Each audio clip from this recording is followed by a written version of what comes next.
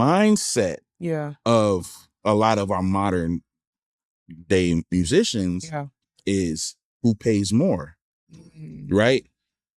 And this is like even conversations I'm having recently where like I'm trying to, when I have these conversations, I want people and musicians to understand, like, yo, like, that's cool, you go get a check, that's fine, like, I have no problem with you getting a check, but like, what does your heart say about all that you're doing? Like, Yeah. where's your heart with this? Because if I was the pastor of a church, Yeah.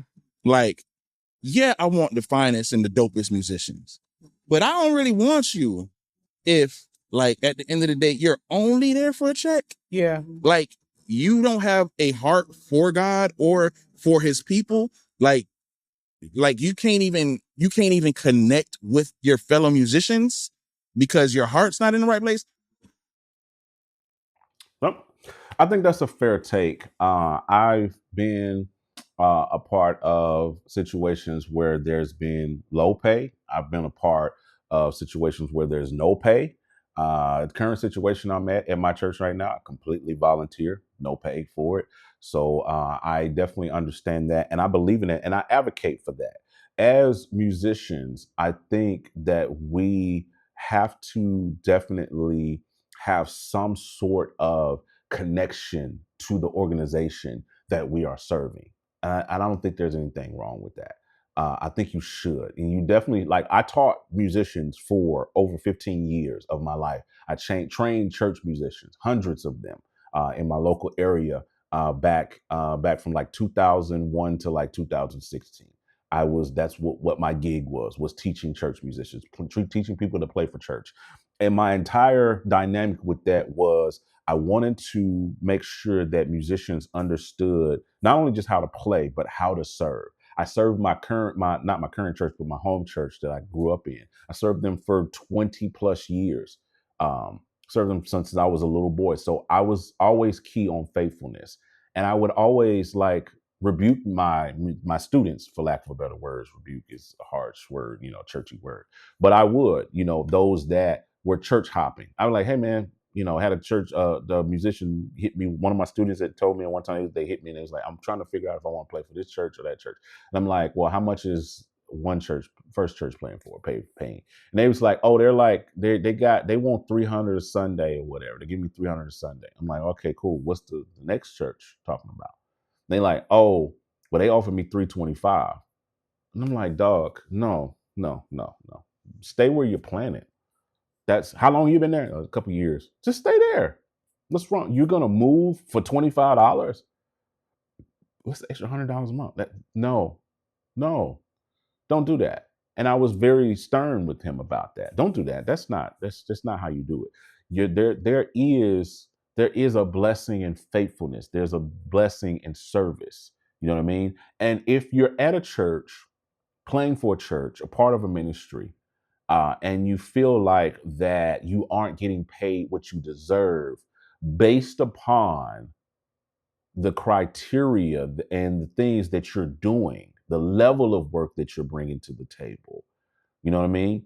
The amount of work that you're doing, um, not in your skill level, not just because you want more money, because you actually need more money because you're putting in more time.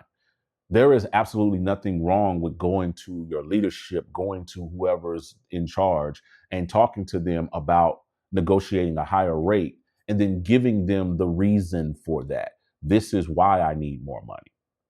There was several points in that 20-year space that I was for that church that I had to come back to the table and negotiate a rate from starting in the rate. I mean, I played when I was a kid playing there, they paid me nothing.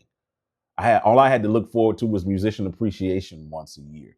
And I did that for more than half of the time that I was there. But by the time I grew up and I started a family and I started needing more money, I went to them and I said, hey, you know what I mean? Like, I need money. Like, or else I'm going to have to go get a job in a factory or something. And I might not be available on Sundays anymore, because what's important in that moment is taking care of my family, not playing for the church.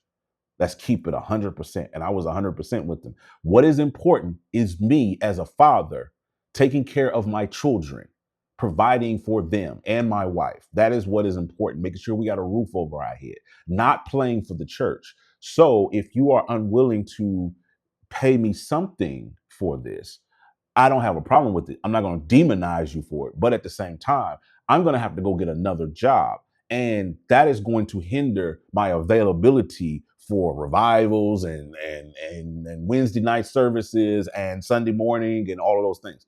So I need something. And so they didn't have a problem with that. We agreed to that. They started paying me a rate at that point. And that was cool for a few years. And then as my family grew and my needs grew, you know what I mean? You know, my financial needs grew, my family needs grew. And not just that, I worked other jobs. I didn't just put my whole entire impetus on the church. I worked in factories. I was a security guard. I was a substitute teacher. I built a school of music all in the space. So I was running business and I was working jobs. I was working night shifts, you know what I mean? To keep the lights on, to keep the roof over our head. And in a point, you know, as the needs of the church grew, the church got bigger. I went back to the church and I said, hey, you guys are requiring more, so I need more. And we negotiated a higher rate at that point and they started paying me. And then several years, we had that rate for several years. And then several years later, those needs grew again. Inflation, insurance, all of the things that I need. And I went back to the table and I said, hey, and not only that, my responsibilities had grown, not just from family, but in the church. I was doing tracks. I was doing stems. We was doing more rehearsals. There was 2 campuses that we were servicing. And I said, hey, if you need this, again, this is what I need to do my job. There is absolutely nothing wrong with negotiating that. You don't get what you want, you get what you negotiate. So you should not be jumping from church to church because this one is paying a little bit more. There needs to be a justifiable reason why you are moving. Maybe that ministry is no longer serving you spiritually anymore. When I left to move to Charlotte, and I left the church my home church, I left them because one, I was moving to another state and city. But apart from that, that ministry no longer served where I was spiritually. I appreciated the growth that incurred there from being a part of that ministry for 20 years, but they no longer served my spiritual needs. Like I had hit a ceiling in spiritual growth there. And my move didn't have anything to do with money. It had to do with a better life for my children, a better location, a better space for me to do business, you know what I mean? All of those different things like that. Didn't have anything to do with money in the church. Like I wasn't moving to another city to get to a bit bigger ministry to make more money. That was not the objective. And so that is my space and what I preach for that. And I also have to say this because I always say this. As musicians, you should also be building something alongside. If this is your thing, this is what you do. You should also have something else that you're building. You know, invest in real estate, get in the stock market, get into some other things, drive Uber, drive Lyft, figure out something to build wealth. You know what I mean?